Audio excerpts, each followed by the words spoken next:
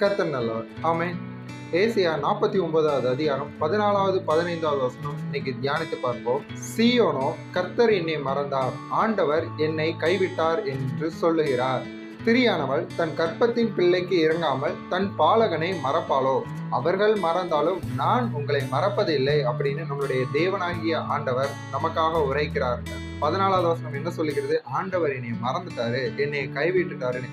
இப்படி தேவனுடைய பிள்ளையா இருக்கிற நாமே தேவன் நம்மை மறந்தார் அப்படின்னு சொல்லுவோம். எப்படிப்பட்ட சூழ்நிலையில அப்படின்னா, நெருக்கத்தின் மத்தியில, பாடுகளின் மத்தியில, வேதனைகளின் மத்தியில நம்ம அந்த வார்த்தையை பல தடவை தியானித்திருப்போம்.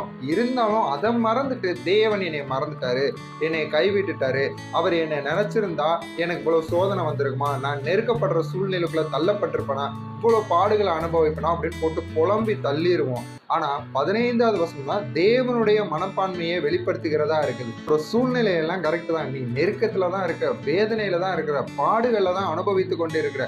ஆனா நான் உன்னை மறந்தேன், நான் உன்னை கைவிட்டுட்டேன் அப்படின்னு நீ நினைக்காத.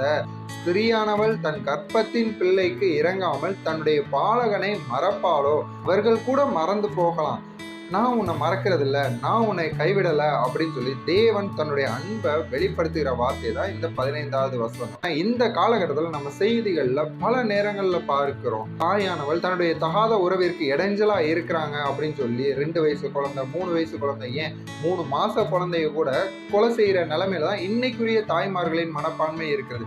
தேவனுடைய வார்த்தை, பிள்ளைக்கு தாய் இறங்காம கூட இருக்கலாம், ஆனா நான் உங்களை கைவிடுகிறது இல்லை அப்படின்னு சொல்லுகிறார்ல.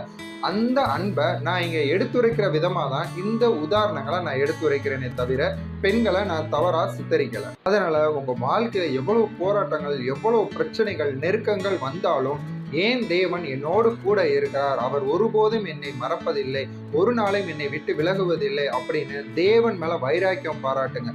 தேவனுடைய வார்த்தையை விசுவாசிங்க. தேவ வார்த்தையின் மேல உள்ள விசுவாசம் தேவனை ட்ரிகர் பண்ணக்கூடியதா இருக்கிறது. அதாவது அவர் உங்களை கைவிடுகிறதில்லை என்பது உண்மைதான். நீங்க எவ்வளவு தூரம் அவரை விசுவாசிக்கிறீங்களோ அவ்வளவு தூரம் உங்க பிரச்சனையில இருந்து நீங்க சீக்கிரமா வெளிவரக்கூடிய விதத்துல அந்த விசுவாசம் தேவனை செயல்பட வைக்கிறதா இருக்குது.